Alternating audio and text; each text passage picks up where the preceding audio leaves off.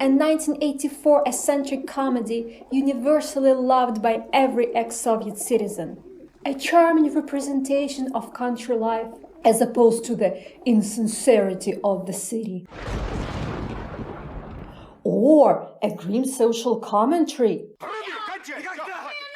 And what do plastic bags with kittens, cacti, and psychics have to do with it? It was also my first viewing of the film. Did I like it?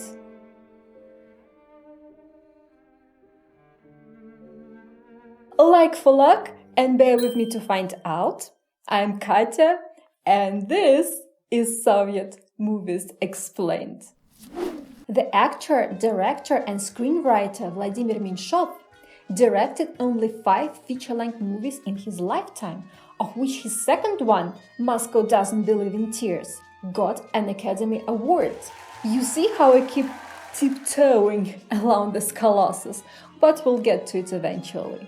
After such an overwhelming success, Menshov was in a bit of an artistic crisis. One evening, he went to the theater with his wife, and upon seeing a new play about a family guy who leaves his big family in the country for a refined city chick, but later returns back to them, he decided that he wants to turn it into a movie. The resulting film didn't win any Oscars, but the viewers loved it regardless, and many of its quotes became catchphrases. Сучка ты, крашена. Почему же крашена? Это мой натуральный цвет. The heavily urbanized population of the USSR enjoyed the slightly kitsch and stereotypical depiction of village life and its antics. To think of it, almost all the movies that I have reviewed on this channel so far were about city dwellers. The sole exception would be the 1961 movie The Girls, that featured a Siberian loggers camp.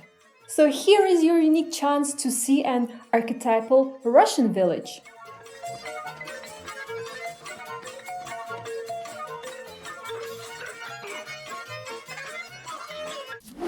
The play's author, Vladimir Burkin, lived in Siberia and described a real infidelity scandal that happened to his neighbors. He even kept their names unchanged. The Kuzyakin family consists of Vasya, short for Vasily, a good-natured and pliant husband to his domineering wife Nadia, short for Nadezhda, and their 3 kids, Luda, Leonka, and Oля. The power dynamic between the spouses is a stereotypical depiction of a Russian family. The wife is an official family leader who treats her husband as an insolent child, is perpetually unhappy and tired of keeping the house, and complains that no one helps and appreciates her. Usually both partners worked, but even if the husband was the sole breadwinner of the family, he was supposed to surrender all his earnings to the wife, who was the financial manager of the family. Hobbies were frowned upon and dismissed as fickle rubbish, like Vasya's harmless interest in pigeons, for example. He spent some family money on a rare breed of doves, and now Nadia pesters him for it. Such an incessant and pointless display of displeasure is a distinctive feature of a typical matron called pilesh, or sewing, for it being as monotonous and nerve-grating as seesawing a log. An unfortunate but frequent reaction to such pestering would be violence on men's part, or him drinking, or a combination of both. So, in the family's opinion, Vasily might be a careless spender, but at least he is not a drunkard. Unlike his neighbor, Uncle Mitya, he's not really their relative, he's just an endearing form of address, who serves as a comedic relief, and his entire act is based on him trying to get a drink in secret from his wife, Baba, Granny, Shura. Fun fact is that the actors who portrayed the pair were married in real life and were among the most cultured and refined couples, and were highly praised for their transformation into the plain peasants. Additionally, Baba Shura is 10 years younger than the actress who plays Nadia. The latter, Nina Doroshina, also played Nadia in the Moscow theater. She was so organic in her role and carried the entire show. that Menshov decided to cast her in his film too, where she admittedly also took center stage. No pun intended. She embodies all major stereotypes about village folks: lack of a sense of fashion and uncultured speech. Какая любовь? The latter might be difficult to detect for those unfamiliar with the Russian language. Russian doesn't have dialects in the classical meaning of the word, yet there are some minor differences in the pronunciation of vowels, use of prepositions, intonation, and stressed syllables. None of it affects the mutual understanding, but while some particularities merely indicate a speaker's origins, others might be a sign of an unrefined, provincial, and uneducated person. That's why Nadia clips the endings of her words and uses the wailing intonations her kids and husband don't, apart from an occasional cho, sho, instead of a textbook что. Но правда, жрать охота. Жрать есть. Чё? Да ничего, что? Ой, что делать не знаю! Ой, горе-то какое! And this distinctive sing-song lamentation is an old Russian form of keening that survived to this day, but once again is a feature of an extremely old lady, a complete country bumpkin. Apart from that, swear words are an essential part of daily communication of simple working people, but in the film they had to substitute their juiciest ones with an euphemism «Ёшкин кот». Ёшкин кот! А это, как ее, ёшкин кот? Ой, ёшкин кот. Which is translated as hell's bells, but in reality loosely means damn cat. The adjective Yoshkin is not a real word and is merely consonant with an obscene epithet. By the way, figure signs also feature in the movie. I extensively explained them here. Long story short, Vasily gets a mild workplace trauma off screen and is sent to a seaside sanatorium for rehabilitation. This particular establishment specializes in the organs of motion, meaning the locomotor system, which has been mistakenly translated as transportation authorities. No surprise there, because such a name was invented to be purposefully ridiculous.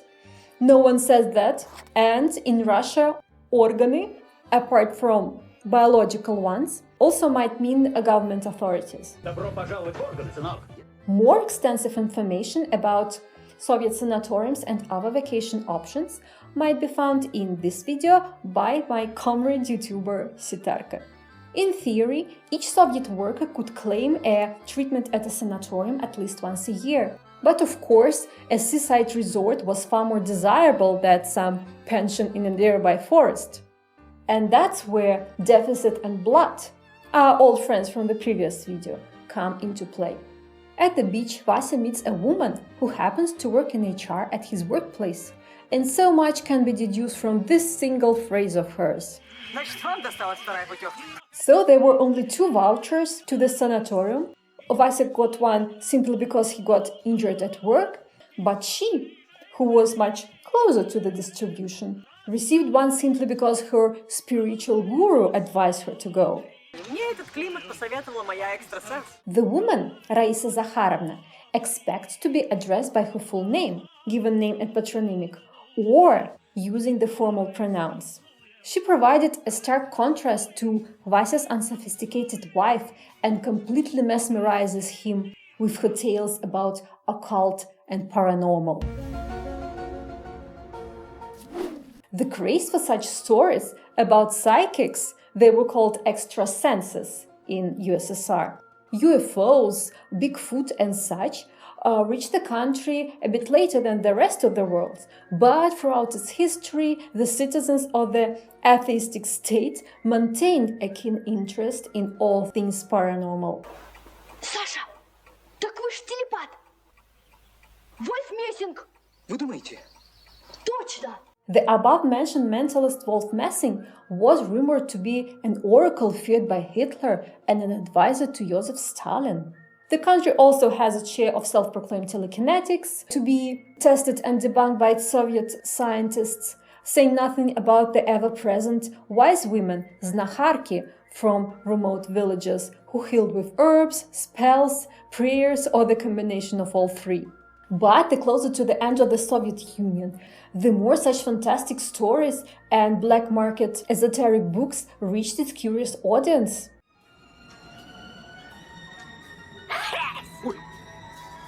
И все, что болело, в мусорное ведро. Some of them even published in major newspapers and magazines, while several extrasenses even got their own TV shows and charged tap water to heal all ailments via millions of TV screens. Raisa is visibly pleased to dump it all on hapless Vasya. By the way, remember the actress who plays her? That's Lyudmila Gurchenko. A unique, dramatic and musical talent, she would be a frequent guest on this channel. In this film, she is a guest star, having just received another award, and Menshov considerably extended her role with many thoughtful touches proposed by Gurchenko herself. The romantic seaside atmosphere and a bit of alcohol from an exotic bar seal the deal. Vasily breaks up with his family via a letter and moves in with Raisa. However, after only 1 week in a tiny one-room apartment, which presents a stark contrast to his beautiful vast homestead, and under the strict regimen of its owner, Raisa's dietary habits would make any adept of clean eating and detox proud. Vasya feels awkward and homesick and decides that his overextended vacation must end. He remorsefully returns to his wife, who, after some trepidation and despite his son's blatant disapproval, takes him back. Moreover, Vasya's fling rekindles their passion and the couple enjoys a second honeymoon, complete with Nadia's pregnancy. The end. A simple 1,000-year-old story, yet people can't get enough of it. Why is that? In this particular case, the secret is in good acting, talented directing, and small loving details. And here we reach my favorite section, where we look at some of them. In search of the filming location, the crew first went to the native town of the playwright in Siberia, not far from the Baikal Lake, where the story originated. But the surroundings were either too desolate and grim or lacked the needed infrastructure, so they decided to look closer to home. However, in 2011, the town of Cheremkhovo got a monument that commemorated its most famous citizens, both real and fictional. A pastoral corner of taiga was recreated in Karelia, a Russian region that stretches along Finland and boasts beautiful Nordic nature. The city with the name Medvezhegorsk, Bears Mountains, promised a hilly landscape and didn't disappoint. There, the filmmakers rented a house, and the owners continued living there throughout the shooting. As far as I know, the original house underwent many reconstructions, but is now restored to its cinema image, complete with the pigeon house and some artifacts from the era, and is a popular tourist destination. Faithful to his spiel, Uncle Mitya always looks for an excuse to drink. Повод есть. День взятия Бастилии пустую прошел. It is actually a common belief in Russia that as long as there is a valid excuse, like a birthday, wedding, New Year, and so on, there is nothing wrong with consuming alcohol, while drinking without that justification is a sign of alcoholism. For some, another country's holiday is a good enough pretext. And thanks to this film, celebrating the Bastille Day, aka French national holiday, became a meme and prompted the creation of souvenir calendars where each day features a holiday. The canister that the guys pour beer from is called bidon and used to be an essential part of any household, handy to carry liquid goods, milk, sour cream, malt drink or kerosene that were sold directly from tank trucks. For men, the most desirable bidon content would be beer, that was more accessible and cheaper in such a format, albeit notoriously diluted with water.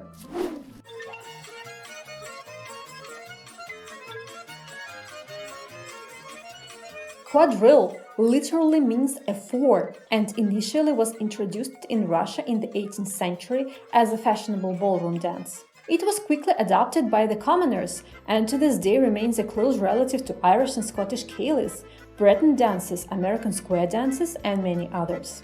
Funny, but many Russians think that their name Kadri originates from the slang word kadrit, to pick up girls or guys. And a lively dance, where the partners are quite close to each other, presents a perfect opportunity to charm your sweetheart, doesn't it?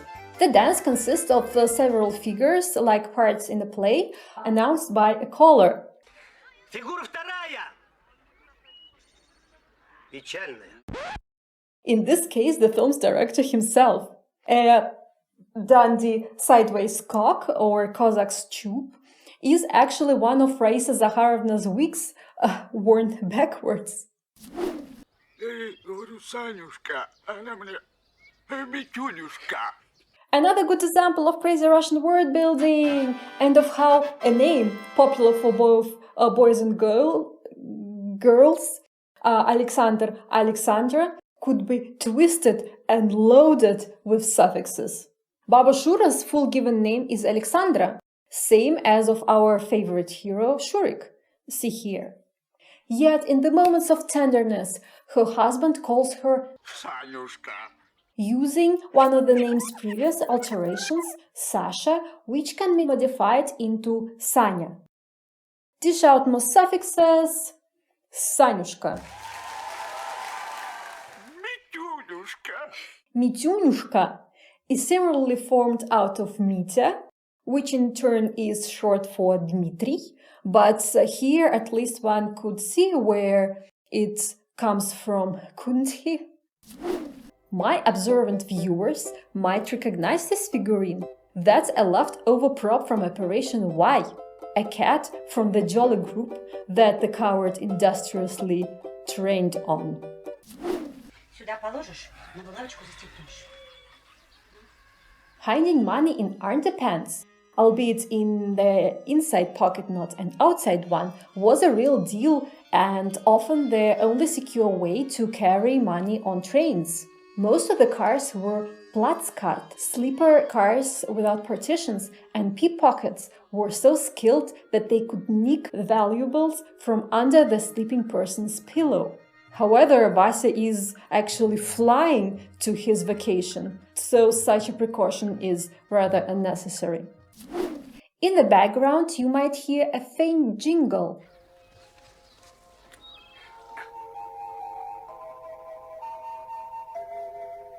The first chord of the world-famous song Moscow Nights, followed by 6 distinct beeps.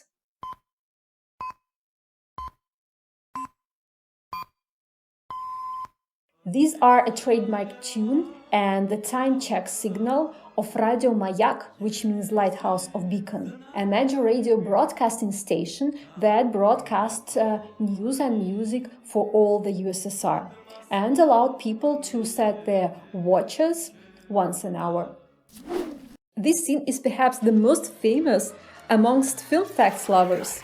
All this is one uninterrupted shot that was achieved by the inventiveness of the film crew, who constructed a fake wall on the sea pier, and the courage of the actor Alexander Mikhailov, who falls backwards to be stripped underwater of his clothes by 2 divers and emerges in real time to have a nonchalant conversation with his potential love interest. During one of the takes, he nearly drowned because his tie got stuck and had to be cut at the last moment. Moreover, the water is bitterly cold, 14 degrees Celsius. They were shooting in November in Batumi, in present-day Georgia. And you might notice that apart from the seasoned extras who bravely bob in the waves, the beaches are completely empty. There is one unconfirmed report that after this day's shooting wrapped up, Menshov himself jumped into the sea in solidarity with his cast. This board is a newspaper stand, All Soviet newspapers were curated by the government, and most citizens were subscribed to at least one periodical. Yet, to make absolutely sure that all members of society had access to the latest party directives and the primary industry's achievements, as well as weather forecasts and latest football match results, such bulletin boards were everywhere. All the bizarre devices that you see here are part of the sanatorium program. To passively rest, bathe, and eat was not enough to improve one's health. A model Soviet citizen had to actively work towards that lofty goal. And an army of Soviet doctors and medical personnel equipped with all the latest findings in physiotherapy, kinesiotherapy, balneology, and such were ready to help. As they said in Soviet Russia, the best rest is the change of activity. As I already mentioned, the actress Lyudmila Gurchenko contributed a lot to the image of her enlightened, albeit unhappy heroine. Juxtaposed with the unsophisticated village life, she represents all things metropolitan and fashionable, and in that regard can be compared with Susanna from the most charming and attractive film that I reviewed almost a year ago. For example, most of her ensembles are knitted and rather similar in style. This might indicate that either she knits herself or orders from somebody who has a knitting machine. This, on par with sewing, often was one of the few ways to get nice and fashionable clothes, since the selection in stores was limited and unappealing. The German Burda Mode magazine that published patterns was the holy grail of all the Soviet women. Мои подружки, слава богу, разбираются в моде. Журнал Бурда смотрим ежемесячно. Every second one of whom was either a skilled seamstress or a knitter or both. My mother, for example, preferred knitting to sewing because it was less messy. Additionally, one could discreetly knit at her workplace without raising questions, except perhaps, "Can you please share a pattern?" Another pathway to fashion led through the shady den of a foreign goods reseller and required considerable funds. Initially called fartsovщики, they were later renamed into spekulanti. And yes, thanks to those remnants of Soviet times, the word speculation in Russian has a negative connotation, implying hoarding and reselling deficit goods for profit. In this case, all Raisa managed to get from behind the Iron Curtain is a plastic shopping bag with kittens and sexy women on it. Such bags were valuable possessions throughout the 80s and the 90s and were as proudly displayed as some luxury brands nowadays. Raisa's cramped and noisy apartment also deserves a closer look. It's a curious mishmash of styles and artifacts. Here is a horse saddle, here are posters from banned Western magazines, a surrealistic painting of Raisa, Soviet certificates of honor, swords and horseshoes, a spinning wheel. The abundance of various cactuses is a reference to Raisa's interest in the paranormal. There circulated a belief that they absorb bad energy, which later transformed in a widespread myth that succulents catch electromagnetic radiation. Starting from the CRT monitors era and long into the 2010s, a little prickly friend on top of or near a computer became a staple accessory of every office. By the way, I don't know why Vasya was so apprehensive of this salad and wished for some white poison, sweet poison, or outward poison. Here is the recipe of Raisa's superfood salad. Raw cabbage, some raw carrots, boiled beetroot, half an egg, all topped with cheese.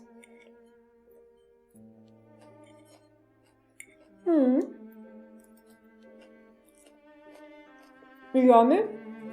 Definitely love some bread. A small goof that also features in all trivia compilations about the film. Here the actor's shirt changes color between takes. Где ж я ему возьму этот бар? Вот, побарствует маленько и притопает. An untranslatable pun. Here, a drinking locale, bar, is consonant with the verb barствовать, that derives from a Russian name for a member of aristocracy, barin. To barствовать means to act like a barin, to lead an idle lifestyle. Baba Shura suggests that after Vasily had his share of that, he'll return back to Nadia, and she was right.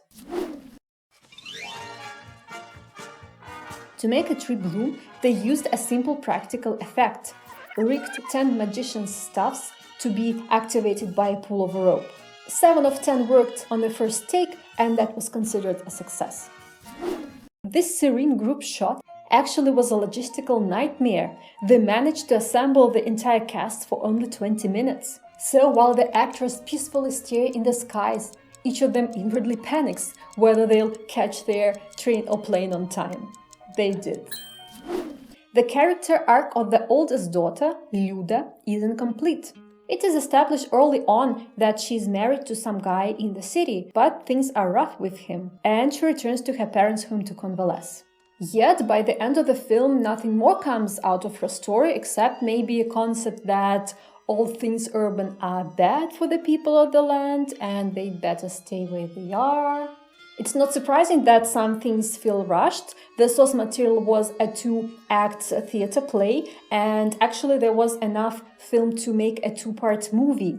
But the Art Council was really unhappy with Menshov and the scenes that featured alcohol. It was the dawn of the anti-alcohol campaign. They even assigned someone else to edit it, but the rough cut was so blatantly bad that he was humbly asked to redo it. Released in 1985 without much fanfare, the movie Love and Pigeons nevertheless became the leader of that year's distribution with over 44.5 million viewers, and to this day enjoys an almost unanimous love amongst my compatriots. However, this film somehow missed my radar. I knew the certain scenes and the plot, of course, but never saw the entire film. Yet, the February St. Valentine's theme and the incessant requests from my friends and family moved it on top of my chart, and there is a reason why I put off expressing my impressions of Love and Pigeons until the very end of the video. I was hoping that maybe not everyone would make it this far, thus reducing the amount of hate I might get for my unpopular opinion. Well, there are certain books, mostly of the adventure genre, that are best to be read while you are an impressionable mid-schooler. Otherwise, you simply cannot get into the thing. Too little, too late. For me, such books were The Treasure Island and Ivanhoe. And something similar happened with this film. Watching it without the peak glasses of nostalgia and childhood memories, I wasn't particularly amused neither by the simple story nor by the jokes that revolved around drinking, infidelity, and brawling. To my horror, I actually have to agree with the Soviet Art Council, who heavily criticized Menshov for a light-hearted depiction of the drinking problem. Their glorification of the drunken state as something harmless and amiable began much earlier. I mentioned that in my review of The Irony of Fate. But by the end of the Soviet Union, the real social problem became so jarring that the government had to launch anti-alcohol campaigns, however inefficient. And unfortunately, it didn't end in 1981. But became worse in villages, where drinking keeps being favorite pastime. Definitely not a laughing matter. And if at the beginning I smiled at Uncle Mitya's inventiveness, Надя, у тебя брашка есть? Плохо мне, Надюха. Потом вышел врач, говорит, умерла дедушка. Твоя бабушка. Ой! him pretending that his wife had died to get a consolation drink clearly overstepped the boundaries of acceptable. Similarly, the depiction of the big and loud family scandal. It is clearly slapstick and intends to be funny, yet knowing that in certain social circles, most of the conflicts, often triggered by alcohol, result in brawls, and sometimes the axe is actually used to end it, kills all the fun. And to top it all off, I don't regard Nadia's and Vice's relationship as something clandestine and superior. On the contrary, their emotional range as well as the sphere of interest are pitifully narrow. Вообще-то холодат. Ага. Водки, что ли, принес? Да принес. Сейчас. Ой, And if only I could say, well, that is the thing of the past, like most of the stuff from the Soviet movies. They were simple, uneducated people, everything is different now, but no. Я тебе сказала, меня при других не лапать. My overreaction might be caused by the fact that although I see very few of modern Russian movies, I know that most of them now utilize all the same tropes. Moreover, if it's a drama, then the film might be labeled as чернуха from the word черный, black, meaning that it depicts such grim irreality, hopelessness that would have made Dostoevsky proud. Or it's a comedy.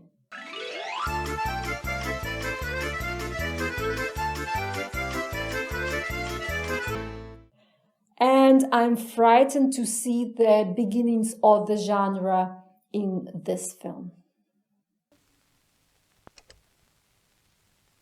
Записано. To be clear, the film is really good. Acting is perfect, there were many funny and iconic moments that elevate it to the deserved rank of Soviet classics. It's just my opinion, I don't know, maybe I'm too emancipated or overanalyzing and so on. You are welcome to disagree with me in the comments. I'm really puzzled whether it's just me being triggered by such things or you also find it problematic. Please share. But watch the film first. Link.